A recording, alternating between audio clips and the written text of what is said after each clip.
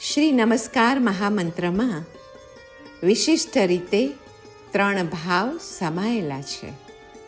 નવકારમાં કૃતજ્ઞતા, નિસ્પૃહતા અને નિશ્ચિંતતા એ 3 ભાવ એક સાથે રહેલા છે.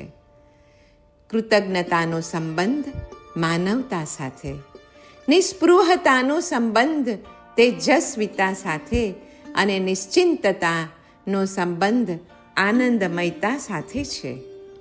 નિશ્ચિંતતામાં પરમ આસ્તિકતા છે. નમસ્કાર કોને? ધર્મને. નમસ્કાર ધર્મને ધારણ કરનાર સૌ મહાપુરુષોને અને નમસ્કાર ધર્મને કહેનાર તીર્થંકર પરમાત્માઓને. તીર્થંકરો નમસ્કાર ભાવની ટોચે પહોંચેલા હોવાથી આપણા પ્રાણ, ત્રાણ, શરણ, આદર્શ, પરમ આલંબનભૂત બને છે. મોટામાં મોટો કોઈ મંત્ર હોય તો તે નમસ્કાર મંત્રના પ્રથમ પદરૂપ નમો અરિહંતાણમ એ 7 અક્ષરનો મહામંત્ર છે. જે અરિહંતોને નમ્યો તે સર્વ ધર્મને નમ્યો છે. અરિહંત ભગવંતો ધર્મમય છે. આદિ, મધ્ય અને અંત 3 અવસ્થામાં ધર્મ સ્વરૂપ છે. ધર્મકાય, કર્મકાય અને તત્વકાય રૂપ 3 અવસ્થાઓને ધારણ કરીને પરમપદને પામનારા, પમાડનારા પણ છે. માટે જ શ્રી અરિહંત પરમાત્માને કરોડોની સંખ્યામાં કરેલો નમસ્કાર પણ અત્યલ્પ છે. અરિહંતોને કોટી કોટી નમસ્કાર હો. ભવો ભવ તેમનો નમસ્કાર મને પ્રાપ્ત થાઓ. કહ્યું છે કે દીવો તાણમ શરણમ ગઈ પઇઠ્ઠા. નમસ્કાર પદાર્થ એ સ્નેહનો પરિણામ છે.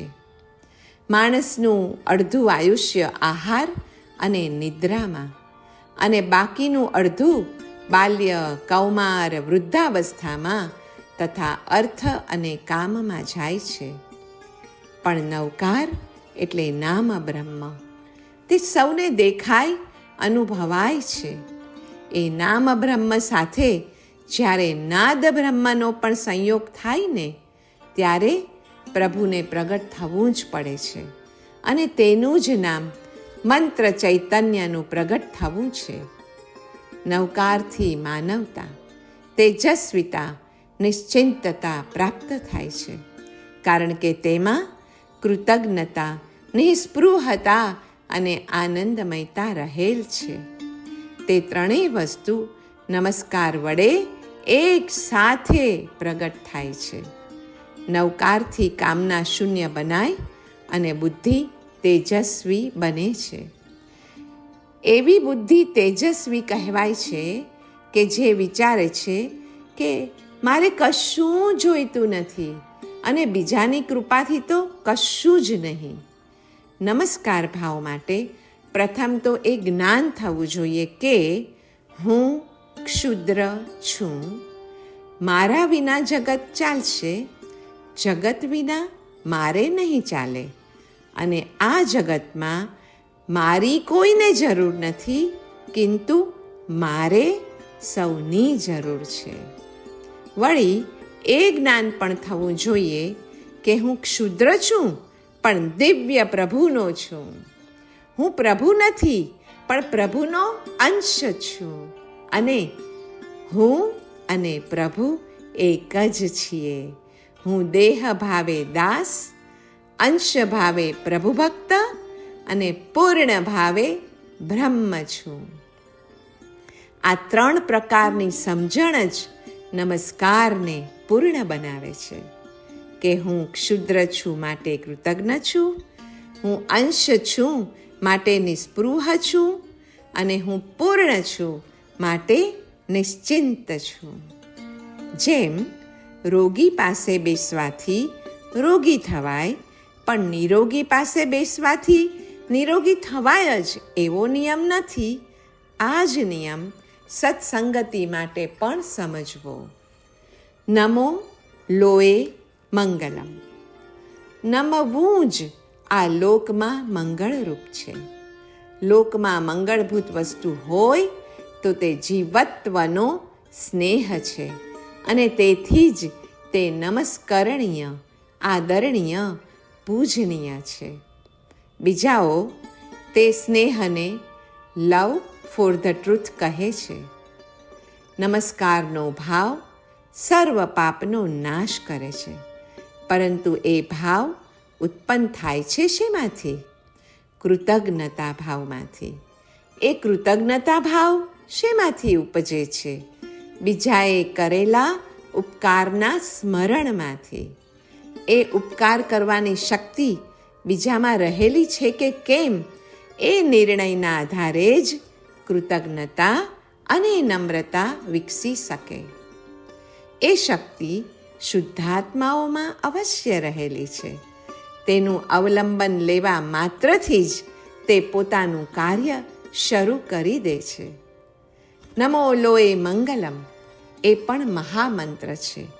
પણ શા માટે?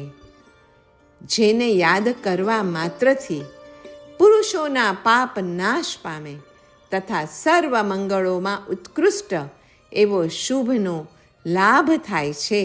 તેથી નમો લોએ મંગલમ એ મહામંત્ર બને છે.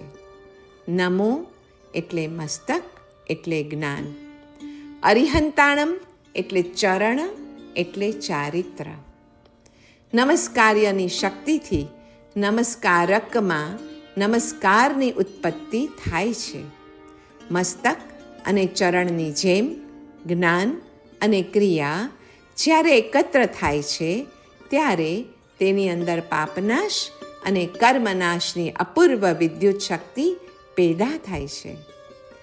નવકારના પહેલા 5 પદમાં 6 બિંદુ અને છેલ્લા 4 પદમાં 7 બિંદુ મળીને કુલ 13 બિંદુ છે. સર્વમંગલની ગાથામાં કુલ 8 બિંદુ છે. જેમ બિંદુની અધિકતા તેમ મહાત્મ્ય અધિક બને છે. નવકારના જાપથી પાપનાશ થવો એ ફળ છે જે પહેલું મંગળ છે. પહેલા 5 અને છેલ્લા 4 પદોને તો ફૂલ અને સુગંધ જેવો સંબંધ છે. એ બંને ક્યાંથી છૂટા પડાય? નવકારના 5 પદો ફૂલના તો 4 પદો સુગંધના સ્થાને છે, એ ચુલિકાના. શિખરને મંદિરથી છૂટા પાડી શકાય? ના, નહીં જ. ધર્મ કરવા સાથે કરેલા ધર્મનો આનંદ પણ માણવો જોઈએ અને અલ્પકાળના આનંદ માટે અનંતકાળનું દુઃખ ખરીદાય નહીં. આ જ્ઞાન આપણને શ્રી નમસ્કાર મહામંત્રના 68 અક્ષરોનો જાપ આપે છે. યશઃ કીર્તિ બલમ લક્ષ્મી વિવિધમ ચ મહોત્સવમ નવમ નવમ પ્રમોદમ ચ લભતે નાત્ર સંશય. નવકારનો પ્રભાવ એ સ્નેહ પરિણામ. તેનો પ્રભાવ સકલ સત્વ હિતાશય રૂપ સર્વ વિરતિ પરિણામ. તેનો પ્રભાવ અપ્રમત્ત ભાવ. તેનો પણ પ્રભાવ શુક્લ ધ્યાન અને ક્ષપક શ્રેણી આરોહણ. અને તેનો પણ પ્રભાવ ઘાતી કર્મનો ક્ષય અને કેવળ જ્ઞાન.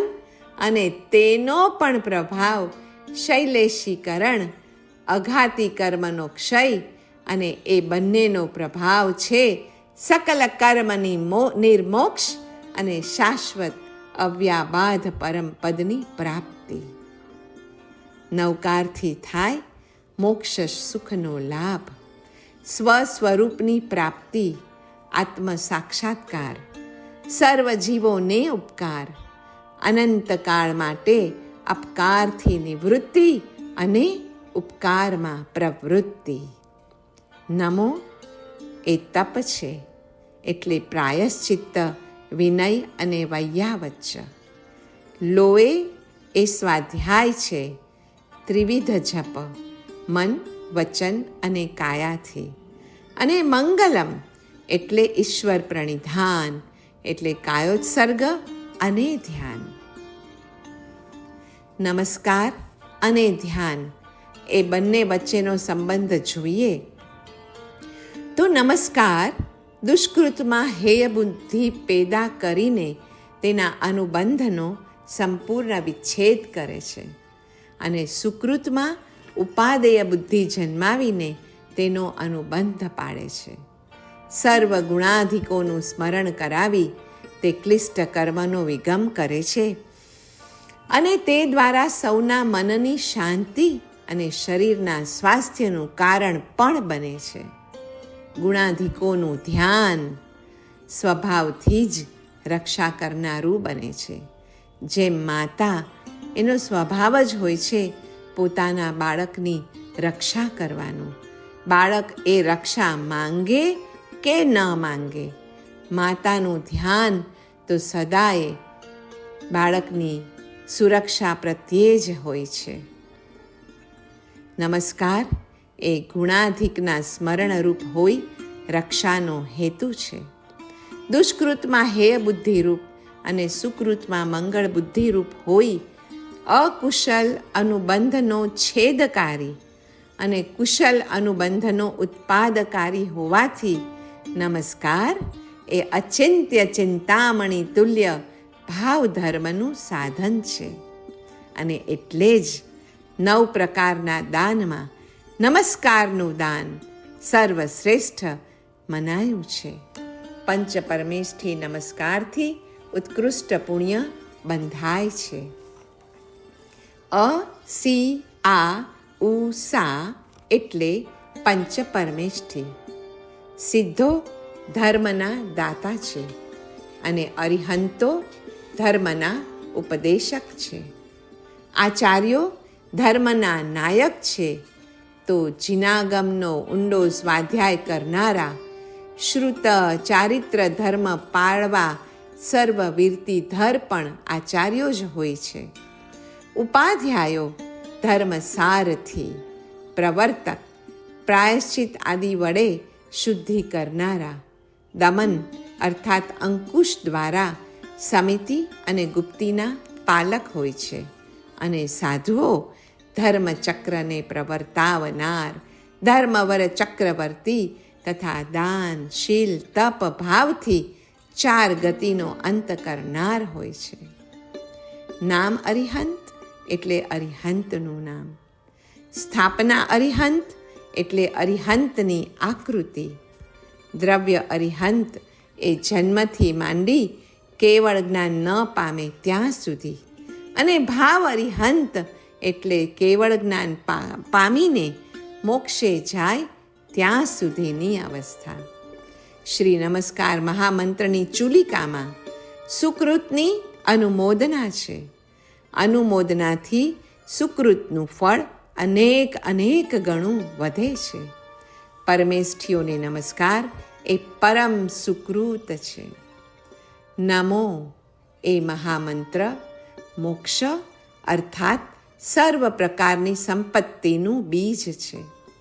વષટ વૌષટ શરીરાણી પ્રાણાન સ્વાહા તથા સ્વધા હુમ ફડિતિ તયોહો સંઘેન નિવૃત્તૌ પ્રણિપાતયેત. એનો ભાવાર્થ છે નમઃ મંત્ર પછી વષટ અને વૌષટનો પ્રયોગ શરીરને નિવૃત્તિમાં પ્રણિપાત કરે. સ્વાહા અને સ્વધા એ પ્રાણોને નિવૃત્તિમાં મૂકે અને હુમ ફટ એ શરીર અને પ્રાણોને સાંધનાર સંધિસ્થાન એટલે કે મનને નિવૃત્તિમાં મૂકે છે.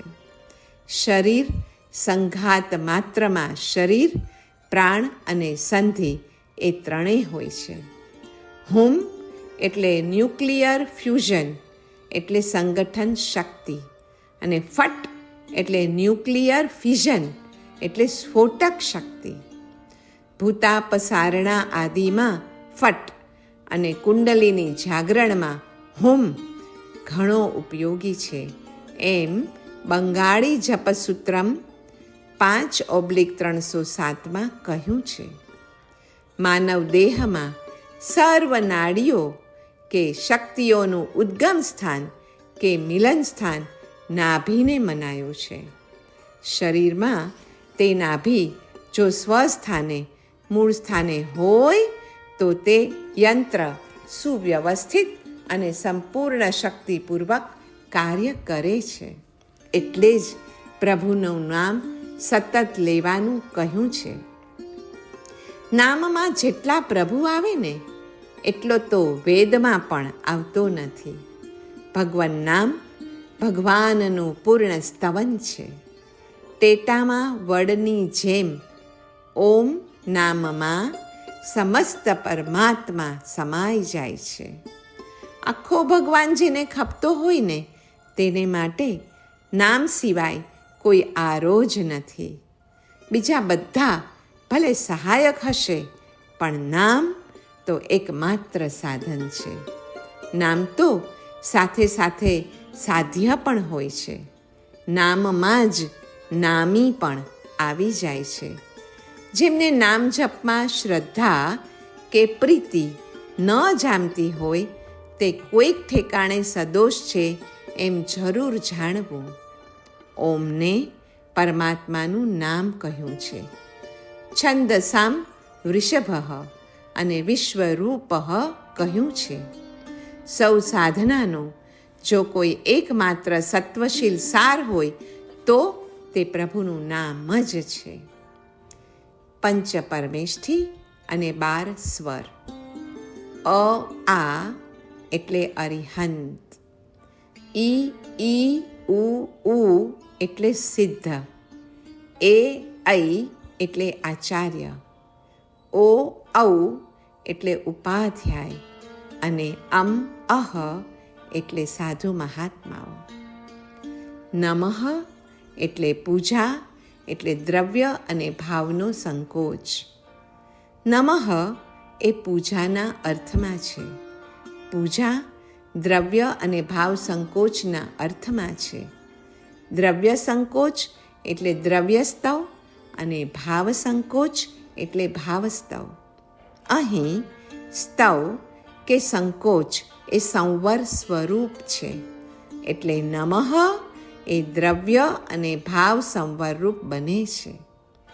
દ્રવ્ય સંવર એ આવતા કર્મને રોકવા રૂપ છે અને ભાવ સંવર એ કર્મના નિરોધ રૂપ છે. નમઃથી દ્રવ્ય કર્મનો અને ભાવ કર્મનો આશ્રવ રોકાય છે. નમસ્કારના પ્રારંભમાં વૈરાગ્ય અને પૂર્ણતામાં વિતરાગ ભાવ છે, અથવા નમસ્કારના પ્રારંભમાં મિથ્યાત્વનો સંવર છે અને નમસ્કારની પૂર્ણતામાં શૈલેષીકરણ યોગનો સર્વથા નિરોધ છે. સર્વ સંવર ભાવરૂપ નમસ્કાર એ પૂર્ણ નમસ્કાર છે અને તેનું સાધન એ દેશ સંવર રૂપ દ્રવ્ય અને ભાવ સંકોચ છે. શ્રી નમસ્કાર મહામંત્રમાં અજબ ખૂબી એ છે કે જેમ જેમ તેનું સ્મરણ કરવામાં આવે તેમ તેમ ધર્મ પ્રત્યે અનુરાગ પ્રગટ થતો જાય છે અને છેવટે મનુષ્ય ધર્મપરાયણ બની જ જાય છે. મંગળમય નામ જપ કરવાથી ત્રિકરણ શુદ્ધિ થાય છે.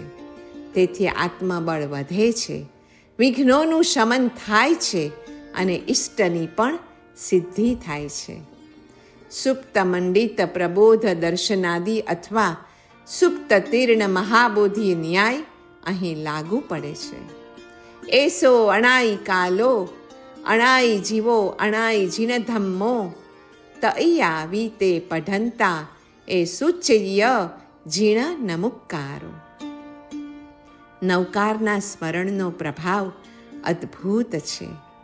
મરણ વખતે સમાધિ રહે, પરલોકમાં સુગતિ ઉપરાંત સુકૂળ મળે, બોધિરત્ન મળે અને પ્રાંતે પરમ પદ મળે. તે બધા પ્રભાવ એક નવકારના સ્મરણમાં છે. ઉત્તમ જન્મ, સુંદર જીવન અને સમાધિ મરણ એ નવકારના આ લોકના પ્રત્યક્ષ ફળ છે અને બીજા લોકના ફળોની તો વાત જ શી કરવી.